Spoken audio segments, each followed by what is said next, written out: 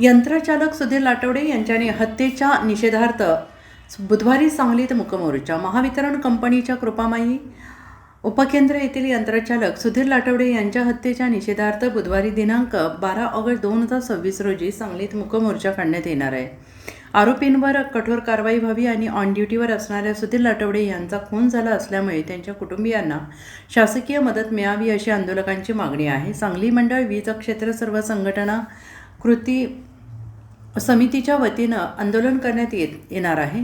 सहाय्यक अभियंता सुहास काळे, कोल्हापूर झोनल सचिव सुरेश पाटील यांनी विश्रामबाग येथे झालेल्या पत्रकार परिषदेमध्ये ही माहिती देण्यात आली आहे. यावेळी प्रमोद पोद्दार, उत्तमराव भासर, चारुदत्त घाटके, श्रीकांत धनवडे, संजय बाग, गिरीश चौधरी, सतीश माने, विनोद शिंदे, सुनील वाघमारे, जयसिंग जगताप, जहीर बुजरूक, अनिल कुंभार, विनायक साळुंखे, अनिल पवार, अमर थोरात, राजू शिंदे, दीपक जाधव, सुनील वाघमारे, दीपक अष्टेकर, सुरेश चव्हाण उपस्थित होते. यंत्रचालक सुधीर लाटवडे ऑन ड्युटी असताना त्यांनी आरोपीला गाडी चार्जिंग लावण्यास नकार दिला. महावितरण कंपनीचा विजेचा गैरवापर होऊ नये या उद्देशाने त्यांनी नकार दिला. मात्र येथील सुरक्षा रक्षकाच्या मुलाकडून त्यांचा निर्घृणपणे खून करण्यात आला आणि याचा निषेध करण्यासाठी सांगली मंडल वीज क्षेत्र सर्व संघटना कृती समितीच्या वतीनं आंदोलन करण्यात येणार आहे.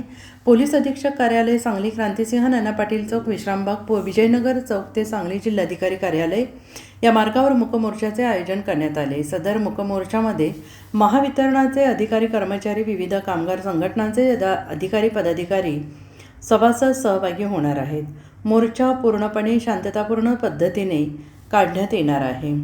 महावितरण सांगली शहर अंतर्गत कार्यरत असलेले आमचे सहकारी स्वर्गीय सुधीर लाटवडे हे 29 जुलै 2026 रोजी कर्तव्यावरती असताना 33 LN KV उपकेंद्र कृपामयी या ठिकाणी कर्तव्यावरती असताना आमच्याच सुरक्षा रक्षकानं गाडी चार्जिंग करण्याच्या कारणावरून त्याची निर्घृण हत्या त्या ठिकाणी केली.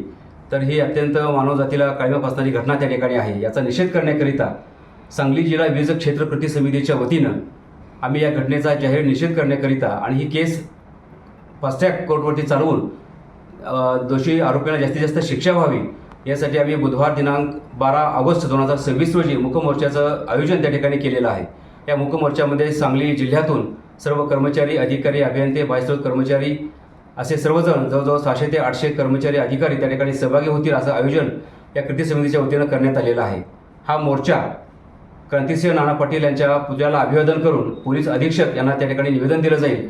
त्याच्यानंतर मूकमोर्चाच्या माध्यमातून हा मोर्चा जिल्हाधिकारी कार्यालयावरती जाईल आणि त्या ठिकाणी हा निषेध आणि निवेदन आम्ही जिल्हाधिकाऱ्यांना त्या ठिकाणी देणार आहोत.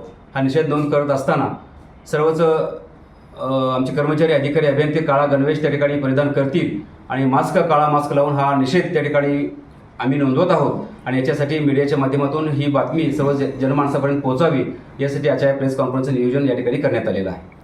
त्याला मदत मिळावी आणि या सुधीर लाटवडे या कुटुंबियांना जास्तीत जास्त शासनाकडून असेल, आमच्या महावितरण कंपनीकडून असेल, त्यांना ज्यांनी आर्थिक मदत मिळावी. घडलेली घटना तर दुर्दैव आहेच, पण त्याला जीव पुन्हा येऊ शकत नाही. तर निश्चितपणे येणाऱ्या त्यांच्या कुटुंबियांसाठी, त्यांच्या पुढील पिढ्यांसाठी एक अत्यंत चांगल्या पद्धतीची आर्थिक तरतूद शासनाच्या माध्यमातून आणि महावितरणच्या माध्यमातून सुद्धा मिळावी असाही आग्रह आम्ही कृती समितीच्या वतीने त्या ठिकाणी करणार आहोत. कैलासवासी सुधीर लाटवडे हे 33 LN KV उपकेंद्र कृपामयी येथे कार्यरत असताना त्यांच्यावरती जीवघेणा हल्ला होऊन त्यांचा दुर्दैवी मृत्यू झाला. हा मृत्यू अपघात नसून हा संपूर्णपणे घातपात आहे. महावितरणमध्ये एखादा कर्मचारी विजेवरती काम करत असताना, सेवा बजावत असताना अनावधानाने वीज सुरू झाली, आणखीन एखादा अपघात झाला.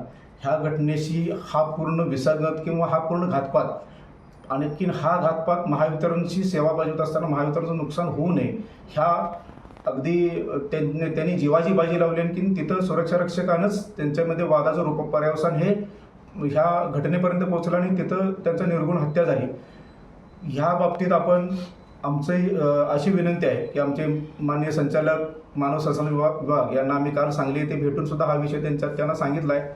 आम्ही निवेदनामार्फत सुद्धा ही आमची अशी मागणी आहे की त्यांना महावितरणमधील अपघातासंबंधी जी काही मदत मिळते ह्याच्या उपर घातपात समजून माननीय मुख्यमंत्री महोदय यांच्या मुख्यमंत्री सहायता निधीमधून, ते आपले आदरणीय ऊर्जामंत्री आहेत, त्यांच्या मुख्यमंत्री सहायता निधीमधून त्यांना मदत मिळावी, जेणेकरून त्यांनी दिलेला हुतात्मा खरोखर वाया जाणार नाही. आणखीन कर्मचाऱ्यांच्यामध्ये असणारं भीतीचं वातावरण, आणखीन त्यांनी दिलेल्या हुतात्म्याला खरोखर ती श्रद्धांजली राहील असं या ठिकाणी आमची भावना आहे. धन्यवाद.